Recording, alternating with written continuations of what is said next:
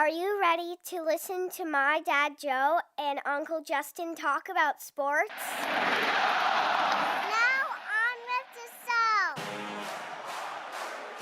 show. The Joe Mays and J-Raff Show is brought to you by Mays Sandwich Shop, which have been serving the greater West Lawn area delicious food for over 70 years. So get ready! I mean, get ready! Are you ready for some football? You are listening to the Joe Mays and J-Raff Show.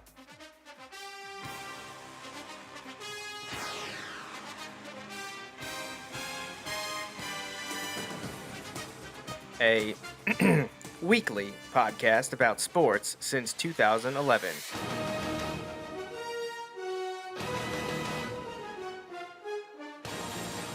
With a focus on football.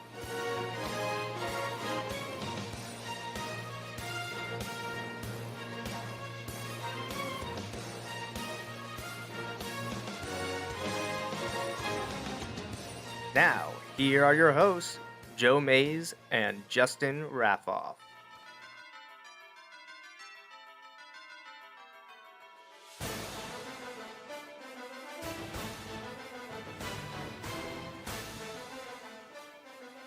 Well, good evening, everyone, and welcome back to the Joe Mays and J-Raff Show. I am one of your hosts, Joe Mays, here for episode 399. My co-host, Justin Raffoff. That's crazy, $3.99. Yeah, 399. We're going to do 400 next week. I know I feel like we should have planned something big, but we have that on tap for either later this summer or maybe in the fall. Yeah. We're going to reach out to someone that Justin and I look up to and love their work. I don't want to spoil it. I don't want to put it out there yet because there's no commitment there yet. Right. But we're going to have something coming in about 10 episodes of this show, which should put us sometime in either July or November, depending on how our NFL draft talk, NFL preview goes, vacations and things like that, or illnesses. We all know you, Justin, you're sick all the time. Yeah, In and out of the hospitals. Wait, no, that's me. Thankfully, it hasn't disrupted this schedule at all. Right. But we're good here. We're gonna priorities. Right, exactly. We're gonna play NCAA Football 14, Dynasty Year 5. We are 7-1. Justin ranked 4th in the nation. We're gonna play MTSU first here. I'm actually up first on offense, so I'm gonna turn over the talk portion of it while I get up there to game. We're gonna cover March Madness, both men's and women's. Some early baseball talk. And kind of whatever else comes up. So if you have something you want us to talk about, you have a comment, leave it. Justin can see it here on the screen. You can also text me, and let's get on the way. So Justin, I'm going to head up and start gaming, and you can start on whichever topic you want to talk about first. All right. So kind of in keeping with the theme of what has been going on kind of in the sports world, I think I'm going to start with the women's NCAA tournament. Yeah, just finished. Finished up just a little bit ago. But just a couple things. One, it has just been insane. I mean that in a good way, yeah, right? This is all positive. It's been insane how it has just exploded. Honestly, it feels like out of nowhere. And yes. I don't know what the numbers were the last handful of years, last 2 or 3 years, but this year things have gone through the roof. Like, it's literally like the emoji, Justin, of the stock. Yes. Like, it just has skyrocketed. Yes, exactly. So, it's kind of amazing, and it's awesome, and it's great for the sport, and it's all those things. And just the last few weeks, just kind of like shattering the record over and over again. And I'll be really interested to see because the matchup today for the championship in women's NCAA basketball, Division I, was South Carolina, undefeated on the year. 37-0 entering right, the game. 37-0. Had only lost 3 games in the last 3 years, right? Going against Iowa, who has the best individual player in women's college basketball. So it's just a really fascinating kind of thing. And so, like, seeing how it's blown up, so I think there's the potential today that it could be really big numbers again today. It's hard to say because there can be things going on a Sunday afternoon. For example, like I was at my son's lacrosse game and stuff like that. But at the same time, having a game on a weekend at 3 o'clock allows for some people to watch that won't watch like Also, the like, men's game your tomorrow younger- at 9:20. Right. How about the younger generation? Yes. Young Yes. athletes, young girls Well, that want to and- play. Right. And just like the cultural shift in this too. So they showed clips today. Cubs were in a rain delay. That was what they had on the jumbo scoreboard, Yeah. like during the rain delay for the fans that were in the stadium to watch. You're like, it has come very far, and maybe it's just kind of like exponential growth, how it was growing a little bit, And growing a little bit.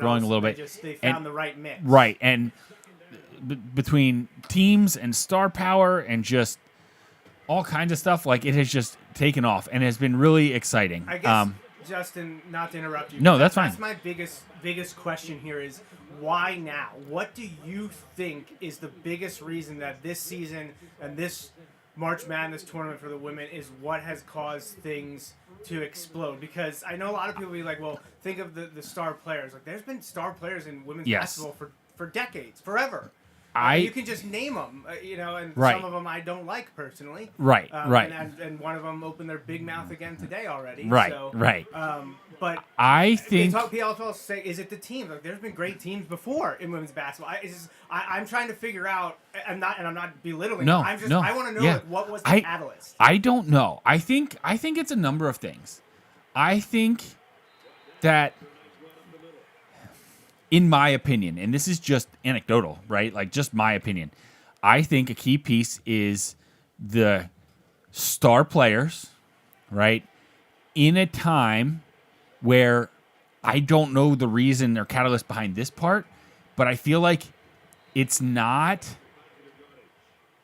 common. Well, and again, this could just be the way I surround myself, but for all the wrong reasons, think about when we were in high school, for example. Would you ever have gone to school, even though there were great teams back then, Tennessee, all that stuff, you would have never gone to school and been like, oh my gosh, did you see that game yesterday? Right? Last Tuesday, right? The women played on Monday, like the Iowa-UConn game and everything. No, sorry. Iowa and whoever they were playing. Are you kidding me? But whoever they were playing last week, and like the kids were talking about it on Tuesday at school. So that kind of leads me to my thoughts, the juxtaposition of star players, which we've established. I think that's a key. They've been there before, but you have Caitlin Clark, you have Angel Reese, you have Paige Beckers. You have a great team. South Carolina, who you said only 3 losses in 3 seasons. Now was that 2 national championships in the last 3 years? Something like that, yeah. I know it's Carolina's. It might be South Carolina's third overall. They're third overall, but I think is it 2 and 3 years? Yes, I believe so. So you have a great team. You have many star players.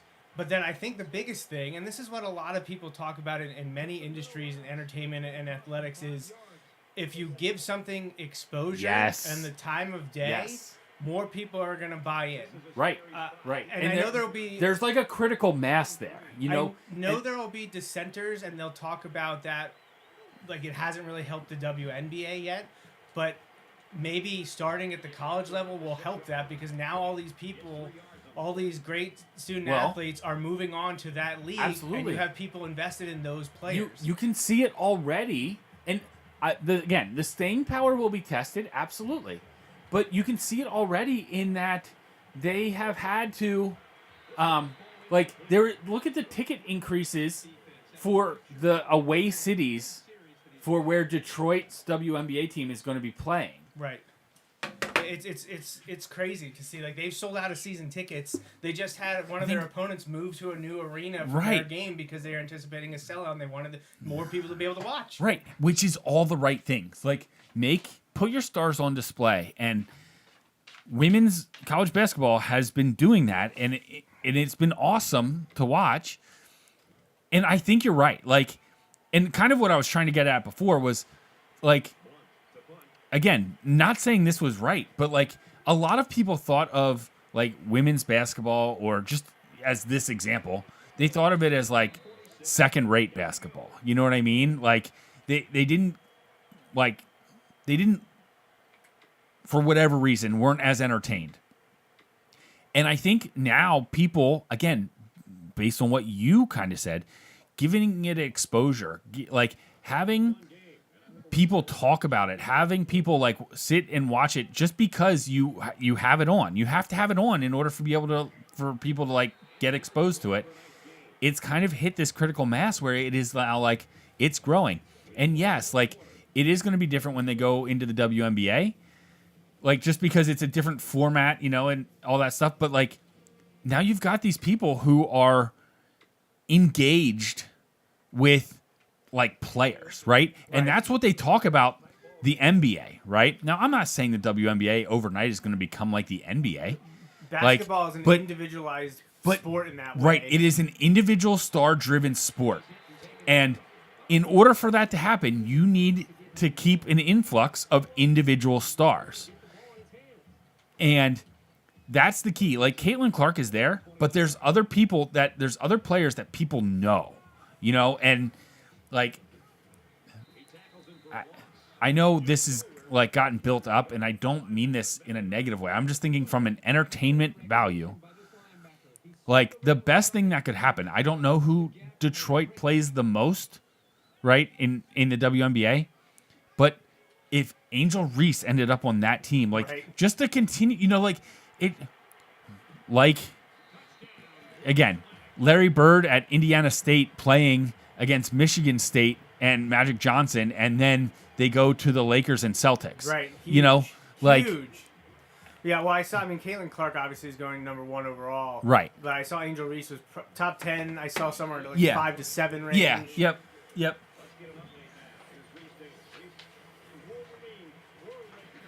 And again, I think Penn State beat Michigan. And again, none of these are like to be like, oh, you can't. Like you said, there are plenty of star women's basketball players in the WNBA, but like this is a chance too, as you're getting even more people like exposed to the game, to fall in love with those players and like those, you know. So it's kind of one of those things where like, was it like rising tides raise all the boats, or you know, something like that. Yeah. Like it could be one of those things, and that would be great for the game in general. But you already have, not to shift gears away from positive to the negatives. I mean, I see it as a negative. I see the stupid stuff that Diana Taurasi said today, warning Caitlin Clark and, you know, Angel Reese and Paige Beckers and like all the women coming out of this class into the draft, basically saying you're not ready for the WNBA. You can't handle us, basically. And I just want to. It just looks incredibly jealous. Like I think that Diana Taurasi is jealous of the attention that this group has gotten in college, and that they're now talking about them in the WNBA. And she is basically saying, "Look at us. We're still here. We matter." Right. And I don't think she's understanding how good this is for the sport. And in you general. know when the time to do that is? The time to do that is after you beat Caitlin Clark's team the first time. You know what I mean? Right. Like in your like post game presser, and you're just like, yeah, they're gonna be great. You know, they're gonna do all this stuff, but like, well, but that's like, that's Diana Taurasi. But we're still here, kind of thing. Worst person ever. Joey loves UConn basketball. Good Lord, I'm so glad Iowa won. So anyway, to get to today's, yes, like the game has exploded and it's been awesome. South Carolina beat Iowa today. Iowa came out on absolute fire. They're up 10-0 or something like that? Yeah, and 15-5 and 27-20 after one. And Caitlin Clark had 18 points in the first quarter. And South Carolina chipped away, and was up 3 at half. You know, like, and I was listening on the radio on the way to my son's lacrosse game, and they were just talking at the end of the first quarter about how calm Dawn Staley was. And to be honest, that's where my rooting interests were, right? Like, I love watching Caitlin Clark. Like, and I have nothing against Iowa women's basketball. I almost said Iowa, but I quickly corrected that. But Iowa women's basketball, like, they're awesome. So much fun to watch. Like, it's been great. But, like, the better team won. Dawn Staley and her affinity for Philadelphia. Oh no. Oh my gosh. Her affinity for Philadelphia, like sports teams and stuff. Like, I like that. She's another person that feel like I have a love-hate relationship with. I get that. On a variety of things. I get she's that. Said and done. I do appreciate her Philly roots and her passion for the city. Right. But I think South Carolina was the better team. The better team Oh, won and today. right. They won every game this year. Like, including they beat LSU multiple times. They, they really got it done. But man, just. It's got to be tough because you come out against the best player, and she is like lighting up your team early on, and you just chip away, and then you get it done in the long run. Oh, that was a bad series by me. Women's college basketball, March Madness had a great run, great season, all season long, excellent storylines. Caitlin Clark was mostly the feature just because of all the records she was setting. But honestly, there's a lot of people, and I saw across social media say that the women's tournament was more interesting than the men's this year. Yeah. I don't know that I disagree. I actually probably myself watched more of the women's tournament than I did the men's, especially if you discount Marquette. I'm watching the Marquette games, but we have a personal interest. We want to see Stevie Mitchell do well. So if you take away the Marquette viewing, I definitely watch way more women's college basketball than men's in the March Madness tournaments. Not even close. Yeah, I see what gets me is I end up watching so much of the wrestling that first weekend. That's true. I watched all wrestling that first weekend. Right. So, and my bracket wasn't any good, even though my champion is still in it. So is mine. Right. I did check. We do got to update that. For the show, basically what's going to happen is if UConn wins, oh no. Jameson, I believe, wins it. Yeah, so I'm really bad right now. Yeah, so why don't I go over that? We'll update. I will update our bracket challenge. I'm going to use my phone here. Yeah, I checked it. Yeah, the nice thing is they have a calculator. It has the forecasting thing. Yeah. Yeah, that's really cool. So I believe it's 100% either way now. It's an either or. Right. So it's just down to the one game, so it knows exactly. So what the will current happen. standing in terms of total points is, my cousin's son Jameson leads by a lot. Brandon Doms is in second. Kyle Esterly is in third. Adam Filer's son Matt is in fourth. There is someone in fifth, tied with Anthony Ciato, that I'm not sure who it is. Do you know the username? Is it just a random ESPN Well, one? the name is Jay Fields, so unless Justin Fields joined our bracket challenge, I'm not sure who that is. My dad is in seventh. Natalie's in eighth. Looks like Sharon High in ninth. Jamie's actually in 10th, but she had Duke. And her other bracket is in 11th with Purdue. But now the total points remaining, the maximum allowed shifts things to that. It's going to be either Jameson or Brandon Doms that wins. If UConn wins, Jameson wins. If Purdue wins, Brandon Doms will win. So one of those two people will be our guest on the show next. And I know Jameson is super excited to come on, so he is pulling hard for UConn. Oh, that would be awesome. That would be cool. I picked UConn to win. So did I. And I mean, I'd be fine with either. Are you pulling for Purdue? So I'm pulling for Purdue. I've been wondering about this.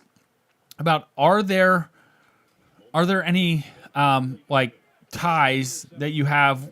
I know in most things at most times it's probably not there, but in this one instance, especially because it's UConn. I know it's not UConn women's basketball, right? They're which not is a as whole bad different as animal. UConn women. Right. I still do not cheer for UConn for anything. Right. I do not like Connecticut. The state. The state, yeah, the state in general. No, the UConn, I cannot get behind UConn with anything. So, and with my connection to Purdue through Kelly, I worked at Purdue for 2 years while Kelly got her master's degree. We had great were far wiffle away ball from friends and games. family, but I had a great time out there. I spent a great long weekend at Purdue once. I love it. I'm definitely pulling for Purdue. They've never won, I believe. or it's been a long time since they've won. I think it's been in right, like, this which only, is like, their third which or is fourth time crazy in the because Final Four. they're one of those schools that, like, when I think Purdue, like, if you tell me Purdue and I have to name a sport, I'm naming basketball. Right. Like, I'm naming basketball because to me, well, I mean, there was that stretch there, like when we were in Brees. high school and in college where Late they 90s, had early like 2000s. some big name like quarterbacks. But outside of that small stretch, to me, football has been kind of take it or leave it, right? Right, yeah. But basketball, I think of them with basketball. Right. Like, and that might be because they're literally in Indiana, like, and Right. that's Yep. the basketball No, I central. completely agree. But And the 2 years that we lived out there, they were supposed to be really good, and I think they choked both years that Kelly and I were. well, I know they haven't been to the Final Four in a long, long, long time. So it was huge for them to get there. Oh, come on. Man, this is not my... So I guess you're going to start. They're going to get the ball anyways. But anyway, so yeah, it wasn't Rooting sure. interest-wise, I am pulling for Purdue. Okay. How much of that game are you going to watch, bud? 0, because it starts at like 9:20 at night, which I guess can lead us to another topic that we've already sort of discussed. Why? Why? Like the women's tournament ended today. The game started at probably 3:06 or something like that. That's great. They have no problem putting the women's tournament on at noon on the West Coast. 0 issue with that, apparently. But for some reason, we have to cater to California. When USC is actually good in women's basketball, and they have just to go back real quick, they've got maybe the next big star in I forget her last name, but Juju is her first name, Right. Well, or her. Is it Fulton or no, not Fulton. I thought it was Watkins. but, Watkins. Yeah, that's it. But like, so that's like the next. She broke the freshman scoring record, So like, she's the next big one, in theory. So anyway, like, yeah. So like, there are legit West Coast, like, implications there.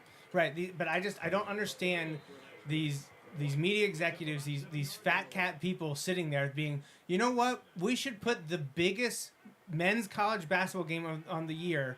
We should have it start at basically 9:30 on a work night, on a weeknight, a Monday night. I mean, college football is honestly not that much better. When did the national championship kick off? 8:30? Probably 8:30, and the game's a lot longer. There is absolutely 0 reason these games should be starting past 8 p.m. Eastern. There is no Right. I would push, like, if some executive would be like, you know what, this is what the numbers said 50 years ago, because someone pointed when I tweeted something like this, and someone was like, okay, not even something you have to get used to. It's been happening that way for over 40 years. My question is why? Why is it happening that way? I would say makes no sense. 40 years ago was probably a bigger deal than it is now. It makes 0 sense. Right. Yeah. And like I said to you earlier, like, I don't like, but I understand more the 8:30 start time. I am excited that, like, the Sunday night and like Monday night football games tend to kick off closer to like 8:15-ish now, it seems like. Or 8:20, like, I like that more. There's just no excuse for it to be 9:20. Like, No, I and that's the don't thing. So like, understand at all. you and I said, 8:00 is the latest we think it should start. I can understand yet disagree with 8:30. 9:20 is absurd. 9:20 is absurd. I want to see the difference between how many more viewers are they going to get at 9:20 than they would get at 8:30. But- And then you have to subtract the number of people like That are you and not me gonna make it to that are halftime. probably not going to watch now. Right. Well, Like I'm I not said, gonna watch it all. I will probably maybe it depends on how it's going with putting the kids to bed. But also that, like, my kids can't watch. Well, Colton would have no interest in watching it right now, but like Austin would Right. absolutely You're want to watch. completely castrating yourself of any youth. He is watching not the game. watching. It is the exact opposite, kind of what. Well, baseball does it with the World Series; they're all at night. Yeah. But then, and I hate this though because they put other playoff games, especially the wild card games, where you get teams that haven't made it in forever, and they'll put the game at like noon when the Right. kids are at school and Right. can't watch it either. Like, wait, so you mean to tell me that the NCAA and Major League Baseball Don't know what they're doing? right? What a shocker. What a shocker. I honestly, I would love to talk to someone that has legitimate reasoning behind it. Because I said to you, there is no way it would, or I should say, it would be tough to convince me that you're getting more people watching on the West Coast because of starting it late than you are losing on the East Coast because you're starting it so late. Right.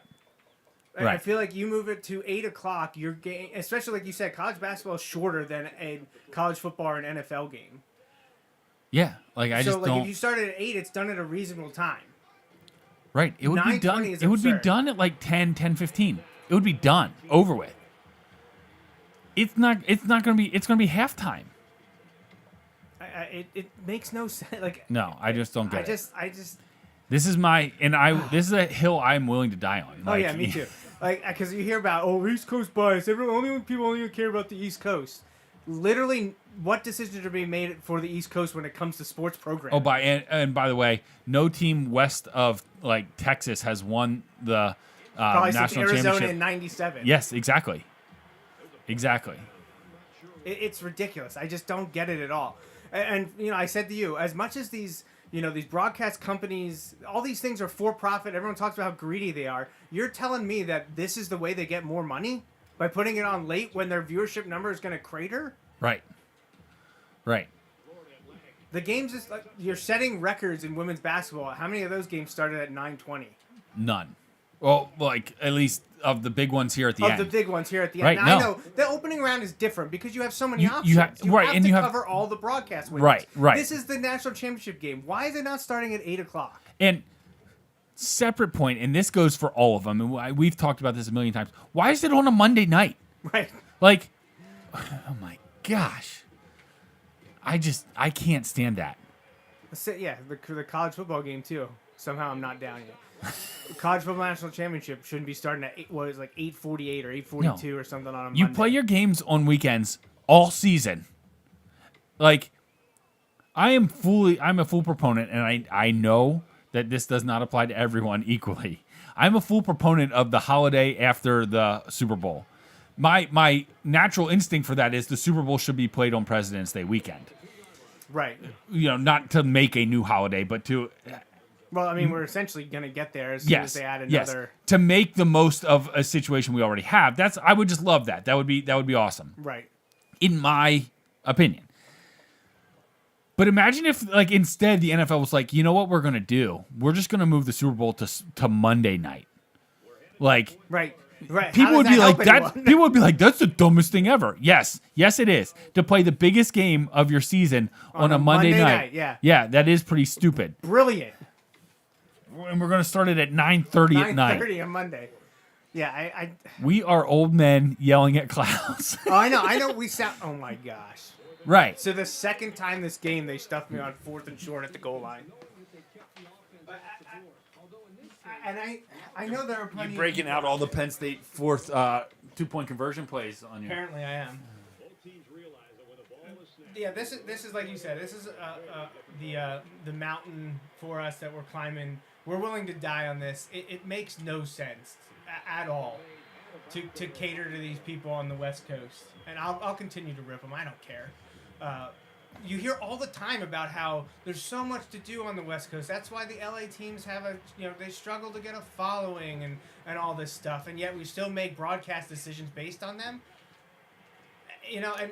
What I want to say, and I say this all the time when people complain about something, just like we're doing, they have to have a reason. There must be something telling them. And that's what I go. That's where I really fall to. I'm like, I must be missing something. Right. Like I must be missing I'm something. missing because, like I said, all of this is about money. They want to sell advertising. They need to have the numbers to do it. It's hard for me to wrap my head around that they could possibly be getting a bigger number by starting things later when the majority of your sports-loving country lives on the East Coast. Well, and I feel like East Central. it's hard to get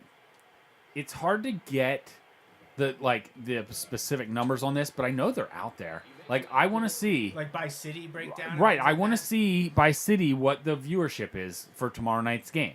Now again, people are like, well, yeah, but the two teams are in the East. Yes, that's part of the that's the point. point. Look at the distribution of Division I basketball teams. They're mostly They're east of almost the all Mississippi. in the eastern third of the country. Hey, guess what? every single sports league at every single level, 75% of the teams are east of the Mississippi. Right. You can pull up any map. You ever see the NFL map of the team logos of what the home place is, in case you haven't figured it out? Right. Once you get to the Mississippi River. Oh gosh. I don't know what happened. Okay. Once you get to the Mississippi River, like there's a line of or a few spots of population until you get to the actual West Coast. You know, like there's nothing out there. Oh my gosh, they're But just running through. Now that we're done with our old men yelling at clouds discussion, I guess we can move on to a different one. Another rant. But I feel like a lot of people are honestly they're not though. Like and maybe the people listening to us, there's a few people watching live, but I pulled up a post on Instagram of them talking about the arm injuries suffered by pitchers, and Tony Clark and the brilliant people at the Major League Baseball Players Union are blaming it completely and solely on the pitch clock. They are begging Major League Baseball to examine this, and they want to get rid of the rule because it's hurting the players, and that's the most important thing. I call complete, utter BS on this 100%. And this is coming from a union, so like take it with a grain of salt. The dumbest people lead these groups. I don't know how these people get elected, but like it's the absurdity of Tony Clark and the MLB Players Union to say something like this just because, God forbid, the MLB changed the game that they know and love to make it better for the fan who's making it all possible. And we already had a bunch of people. I mean, just on the Phillies broadcast alone, them talking about how basically and the that was pregame, crap. right? Complete crap. Battalico, and it was mostly Ben Davis, but Ben Davis, who's a catcher, a pitcher and a catcher, right? And then Ruben Amaro, who has some time in Major League Baseball, both as a player and an executive. Right. He basically called it crap. Well, and what I went to, I wholeheartedly agree with Ben Davis, and I feel like most people would. And I said this to you in our conversation about it too. Was I get upset because I think it's a legitimate thing for the union to be like, hey, we're seeing a drastic upswing in like serious arm injuries. We would like to know what Can we study multiple components? components? Like what can we do to try and figure this out so that we can avoid some of these? That is, I think, a coherent message. Perfectly, and people want. Like, guess what? Like, to kind of like steal a book from football, like, and I'm guilty of this. Like, you know, people complain about the rules about quarterbacks. They can't be touched, all that stuff. But guess what? That's because the NFL knows they need quarterbacks, right? Quarterbacks drive the league. Oh, and guess what? All those people saying I won't watch because it's turning into touch football. They watch. Right. Complete BS right. as well. Right, as noted by the numbers, which we referred to multiple times. Which just went through the roof. There was the best season in the NFL since, 2015 or something like that. So, when I go to this, I'm like, you're actually, in my opinion, you're doing more harm than good, because now the attention that should be spent trying to actually root out this problem, which again, I feel like most people would agree. Yes, like having so many star pitchers have arm problems is a major issue. Like that's a problem. Like people aren't going to disagree with that. But they're blaming the wrong place. Right, At least you would think. Like it went to, I feel like most the people who are most vocal. I feel like lots of baseball players weren't fans of the pitch clock and stuff, and I can get that because it does change it a lot. And when you've grown up playing a game one way forever, and now it's fundamentally there's a huge fundamental change in how that game's played. I get that that's different, and you don't have to like it. Like that's okay.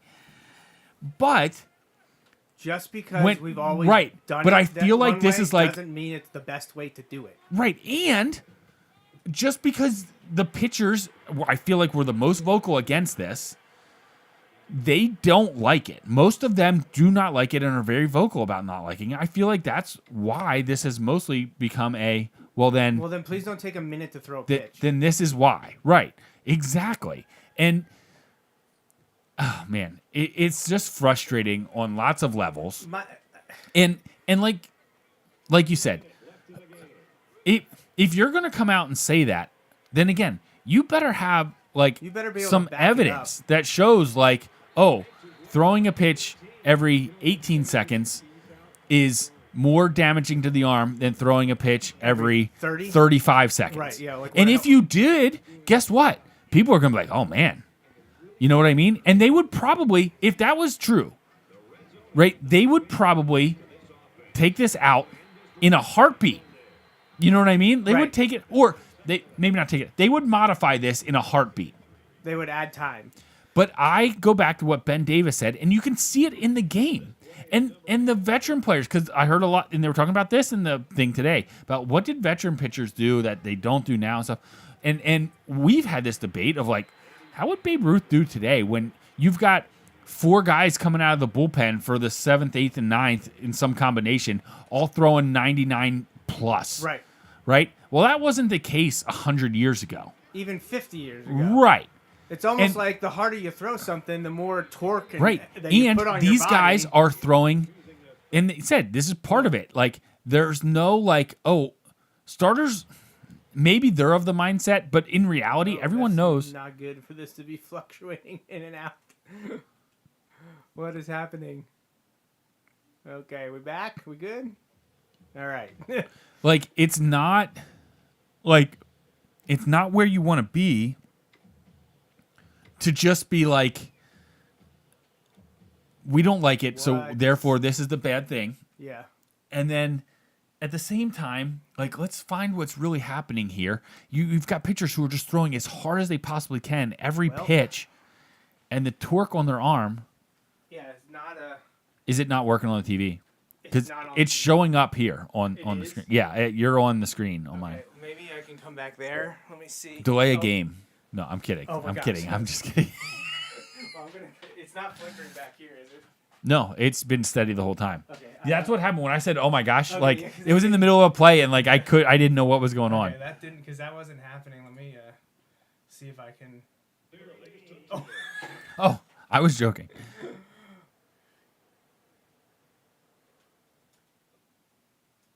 Okay, let me get this set up here. But yeah, so like, yes, and it's frustrating on lots of different levels. And I was not a fan of them putting in the rules, the pitch clock rule. I have appreciated and have grown to like the pace of the game. I wish there was a way to have done it without having an artificial, well, not an artificial, I guess, an actual clock there to like speed it up in some unknown or in some new manner. But hey, they had tried other things like don't step out of the box, don't do this stuff, and that's what they were just doing. But oh gosh, kicking from here.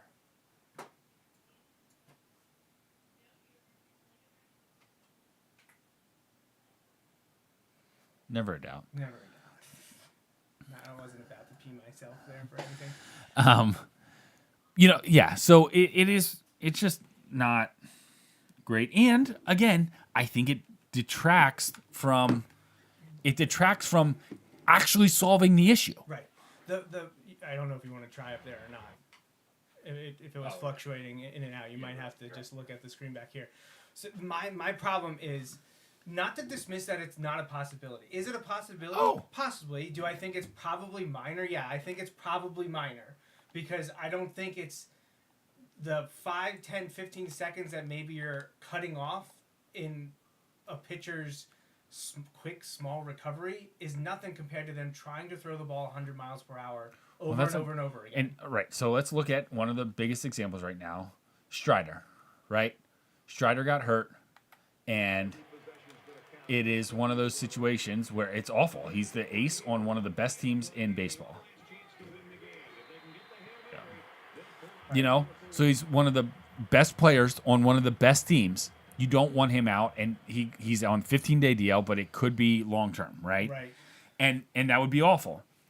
But like, let's tap the brakes for a second. This dude throws 99 miles per hour regularly as a starter. We're not, it used to be crazy when a closer came in and touched 100, Well, and now you've got starters doing it all the time. What was it, about 10-ish, give or take, years ago when Aroldis Chapman came Yeah, into the league and he yeah. was hitting 100 and people were losing their minds? Right. We see it all the time. We see it all the time from starters who are doing it for 5-6 innings, right? Also, again, look, I am not a Strider fan. I'd be the first one down there yelling, chanting his name, like we're in your head, all that stuff. But I would We're never. not Strider's fan because he plays for the Braves. 100%.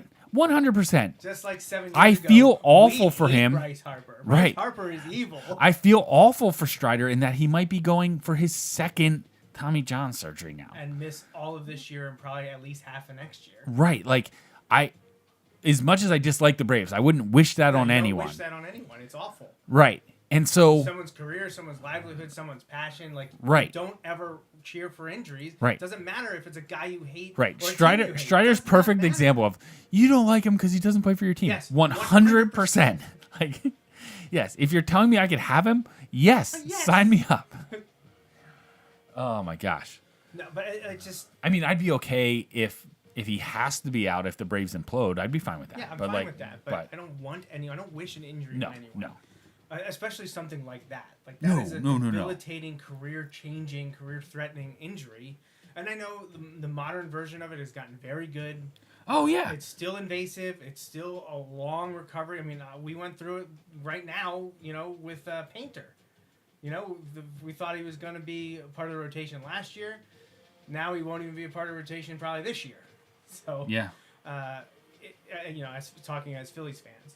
But I just think the way Tony Clark and their PR group decided to attack this thing was absurd. Well, it's really interesting. I guess, and he'll probably get in trouble for this. And there were some of the things in here I agreed with more than others. But I guess the Angels broadcaster, I don't know if it was today or yesterday, just went on a rant, ripping Major League Baseball for just a variety of things. All right, from the A's fiasco, which I saw the latest thing there was that the A's and the city of Oakland were like $35 million off. Like, that's it. In the grand scheme of like this whole thing, that is a drop in the bucket. And yet Manfred has allowed this to become just an absolute disaster on all parties, where you have the mayor of Las Vegas saying a few months ago, maybe it's best if you don't come here. Like, Not what you want. right.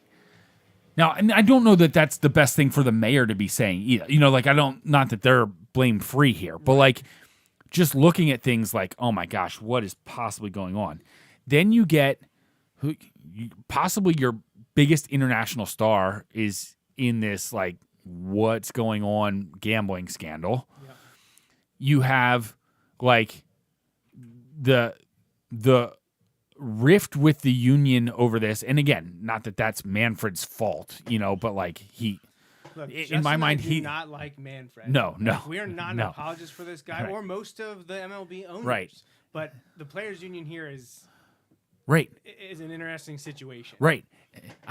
That's what Tony Clark should have been like. Look, you're going to let his argument would be stronger, even if it's still not a good one. His argument would be stronger if he had been like, you're going to let the guy who is leading this A's stuff be the one who is going to, decide whether we should, have a pitch clock or not. Like, people like me. Right. I'm joking here, but people like me, like, yeah, you tell him, Tony.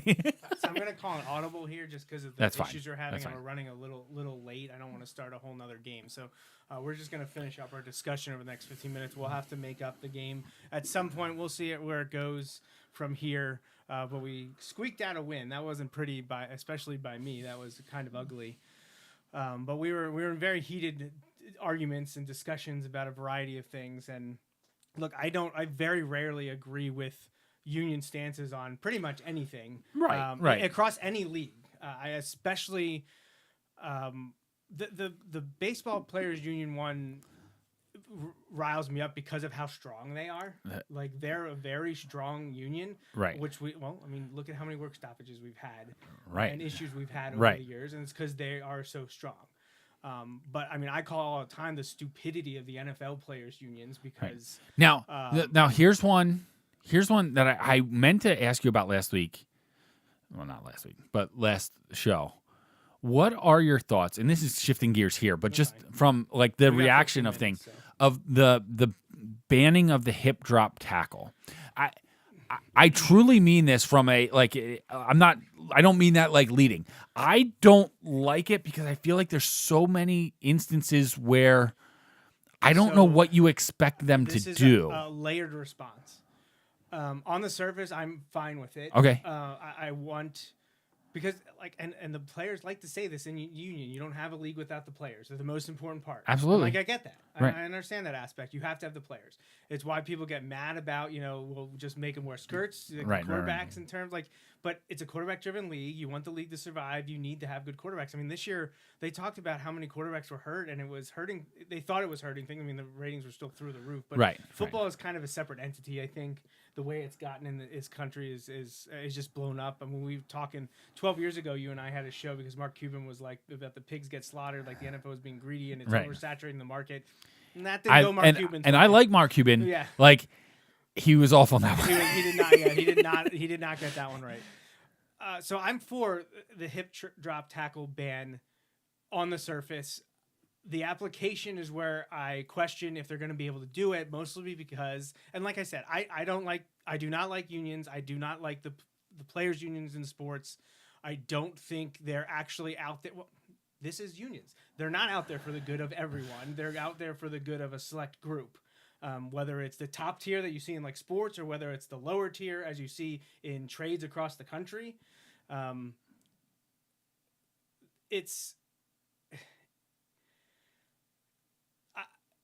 Sorry, the whole point of me saying that is the reason I don't trust the hip drop tackle ban is because the NFL is not getting out of its own way to ensure proper oversight of it by their officials. Right. And I generally take the side of the owners and the big shield, like Mike Florio likes to call them.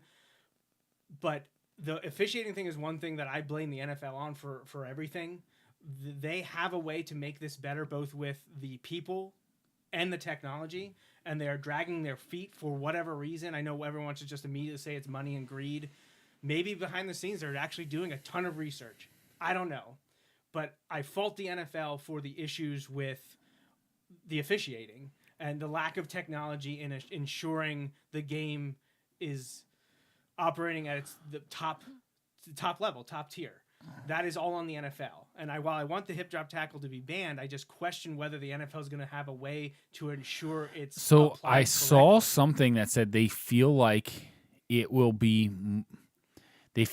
is destined to be more policed by fines than it is by flags. And part of me is like, okay, but this is the fan in me. Good, right? Like good, because I don't want my team getting or my rooting interest. It could be the team that's playing against Dallas, you know, like, but I don't want the team I am rooting for to be hurt from a hip drop tackle when it's like, well, the alternative was letting him score a touchdown or running. Like at the same time, I'm like, as just like, if I take a step back, I'm like, I don't know about that. Like in the grand scheme of things, like you're affecting someone's like paycheck at that point. And we saw this already this year sometimes where like sometimes these fines were coming out for guys in hits and you're like, I don't like, sometimes it is wholly justified, you know, like absolutely. And other times you see and you're like, you'll get the thing like this undrafted free agent making league minimum got fined $30,000 for this. And you're like, I don't even know what he did wrong, you know, like,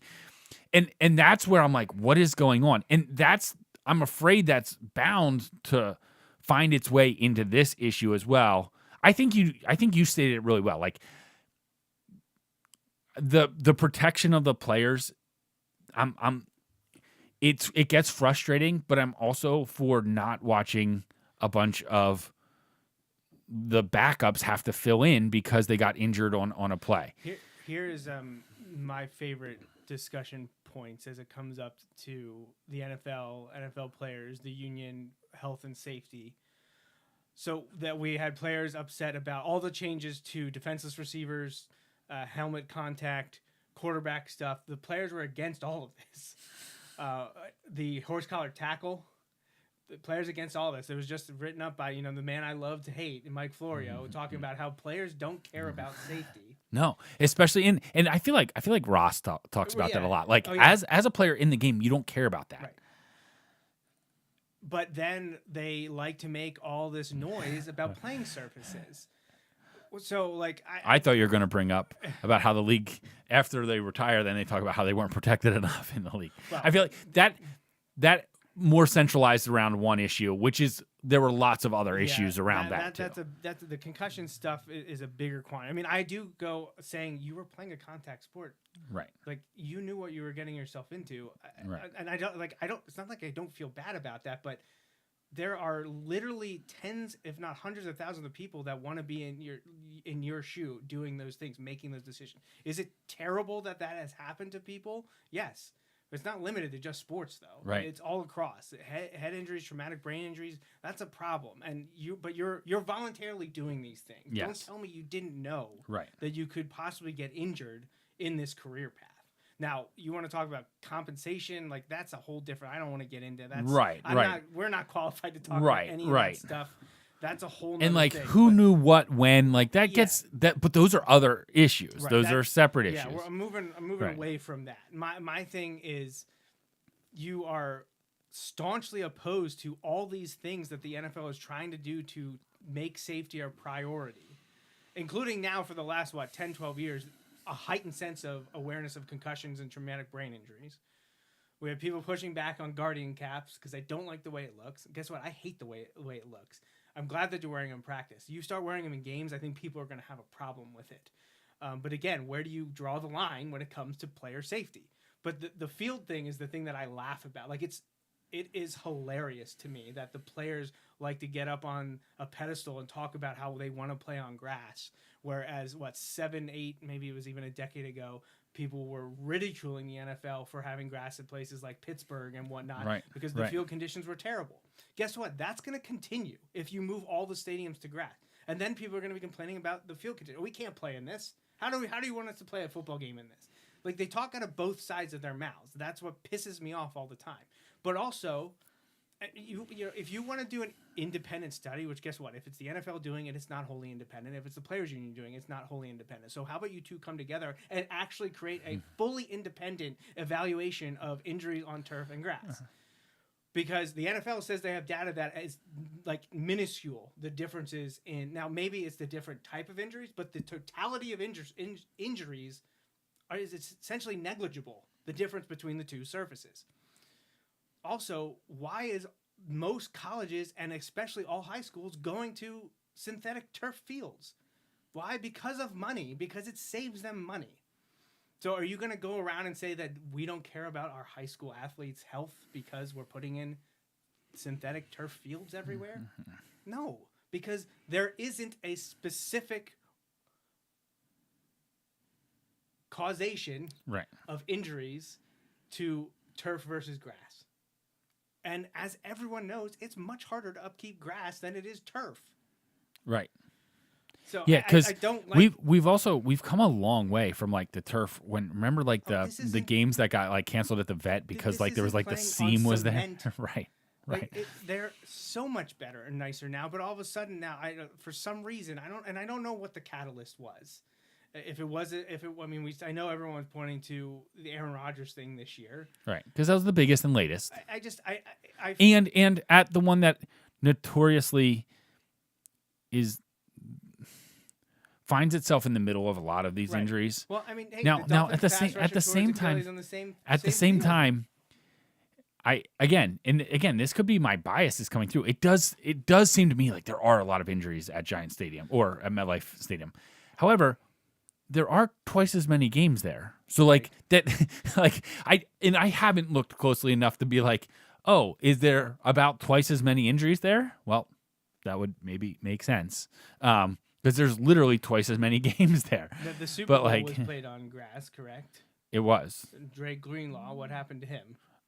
Yeah, it was grass because Yeah. it's one of those that rolls in Yeah. and out in Vegas. Yep. He tore his Achilles Well, basically walking onto the field. And again, not the reason they lost, but it was a problem. Like 2 years ago in the Super Bowl, or 2 Super Bowls ago, the grass field was a hot mess. And people complained about it, and they thought it was unfair. Now, both teams played on the same grass. Absolutely. And the style of play could dictate that it Right. affected one team more than the other.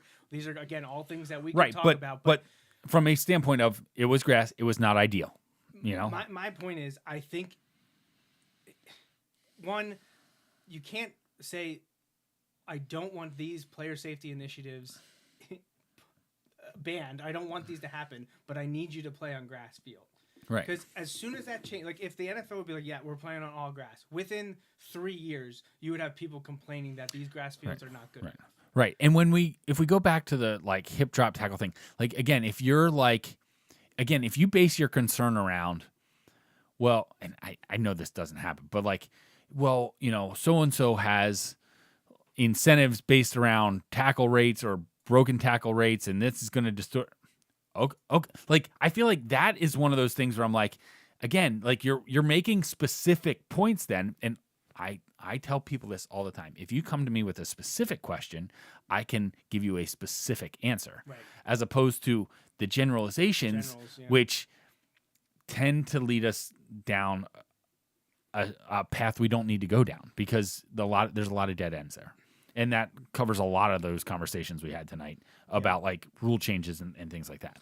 Yeah, I think just in summation, you need to have Because just to go full circle, I do not like Manfred. I think he has done more harm to the game than good. I agree. However,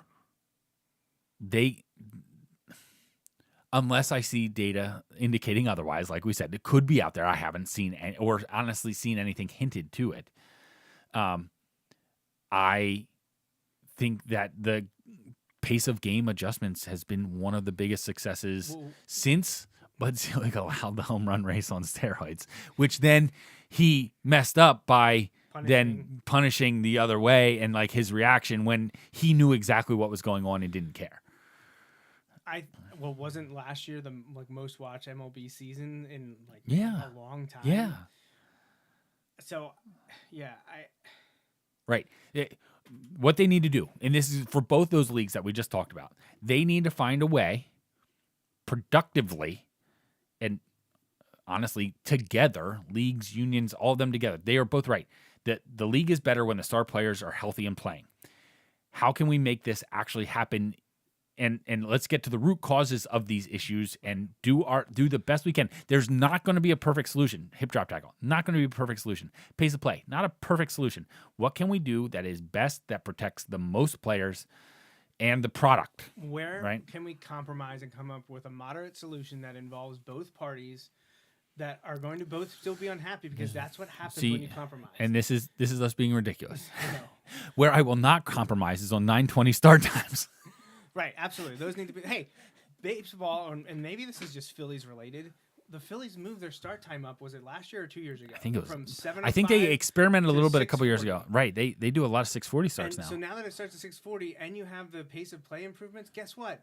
Right. My daughter can watch the entire game, and Right. guess what? She is and my wife. The baseball has converted my wife into a sports fan. She watched every single spring training game she could watch because she enjoys the Phillies, not baseball, the Phillies. But I mean, it's a part of it. It's some of the parts, right? Like, she just desperately wants to put on the Phillies. It's like a comfort thing to her. It's the perfect pace now. It's like 2 hours and 15 minutes. You know, it's like a movie. Yeah. It is perfect. She was begging all winter because she's not a big football person. So, you know, football goes on forever. She's like, we're still playing football. And then I put the UFL on last weekend and this weekend. And she's just like, it's March, April. Where is baseball? And the Phillies are not on today. But, I mean, she loves Phillies baseball. Like, absolutely loves it. And I think it has to do because, one, she can enjoy that with me. Two, she can now enjoy it with her daughters because both of them like it, especially Natalie. But Haley's in on it, too. She's like, are the Phillies playing today? and it's just it's a relaxing thing. She is a huge Phillies baseball fan, and I think obviously there's a correlation with the success. It helps when a team is good or has the possibility of being good.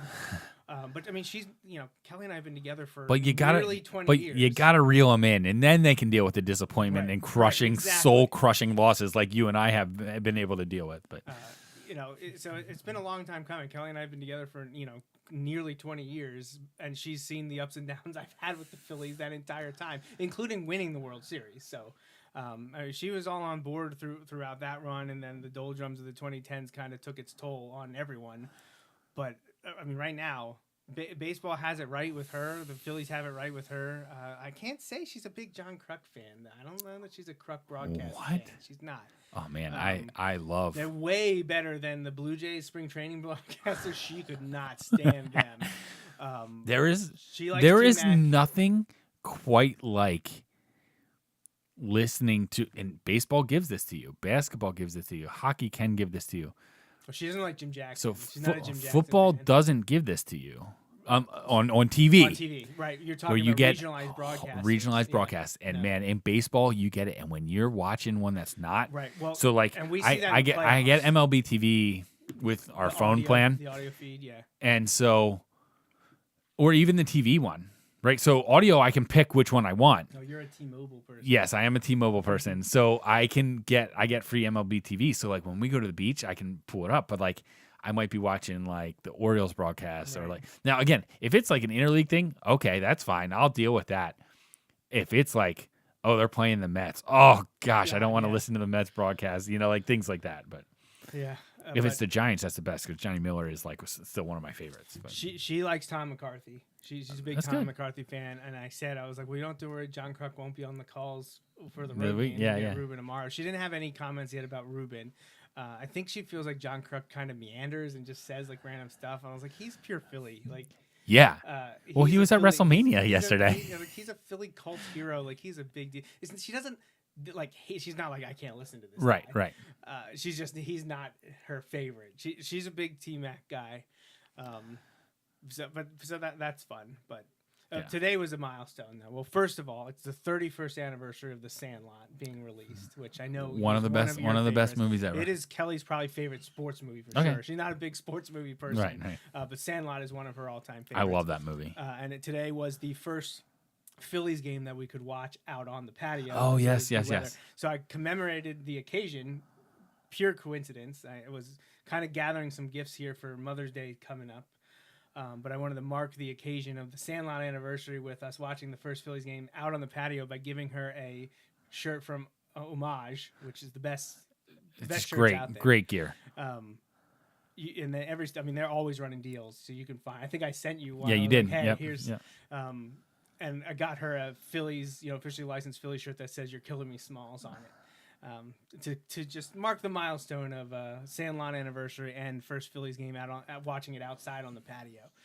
It's a big moment in this household. So, but I'm disappointed the Phillies lost today. But there's 153 games to go.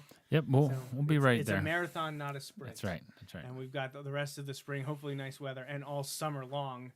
And hopefully the Phillies can take advantage of the disadvantages now facing the Braves. And it's April, so and baseball, so weather can always throw a wrench in this. But are the Phillies home this Friday? I don't know if they are. Okay. They debut the City Connect. Okay. Which I would love to talk about. But next Friday, the 19th, I'm going to be there and City Connect jerseys. Yeah. So. I would have loved to have been able to touch on that. I didn't think about it. We could have stopped the ranting that I didn't need to go off on so many different rants and how much I. Well, if anything, we need to adjust your blood pressure. So. You know what I need is another pill. That's for sure. All right, Justin. Anything to say before we get out of here? Sorry we didn't get to play that second game. I don't know what was going on with the it was good. It was good. Hopefully, yeah. I hope everyone had a good Easter last weekend. Spent time with friends and family if you were celebrating, and. Trying to think.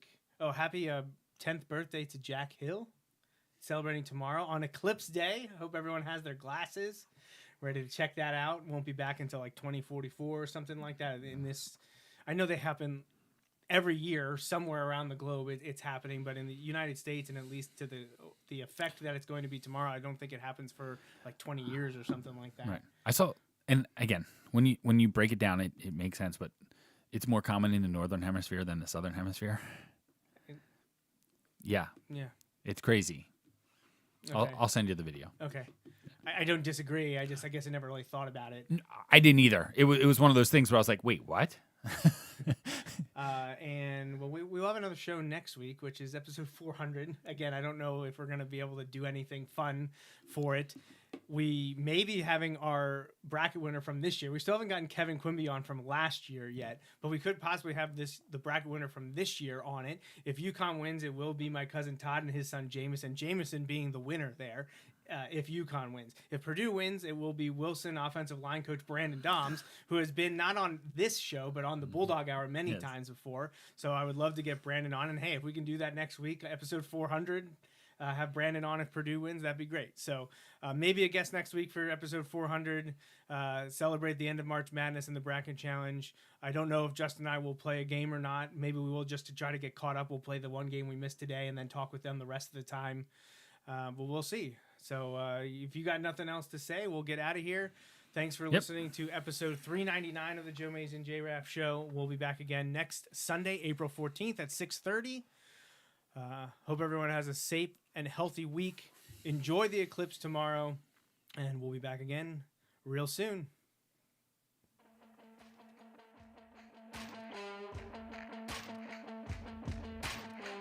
That's a wrap on this episode of the Joe Mays and J-Raff Show, brought to you by Mays Sandwich Shop. Woo-hoo! You can watch each weekly episode live on Facebook, Periscope, or YouTube. Be sure to like, follow, or subscribe to the show on Facebook, Twitter, YouTube, SoundCloud, Apple Podcasts, and Google Play. You can also rate and review us on many of these platforms as well. We'd love to hear from you. Send your emails to the Mays Sandwich Shop inbox at joemaysandjraff@gmail.com. The Joe Mays and J-Raff Show is a part of the JMNJR Radio Network, home to other productions such as the Bulldog Hour, Tangents with Friends, and Nat Chats with Dad. Until next time.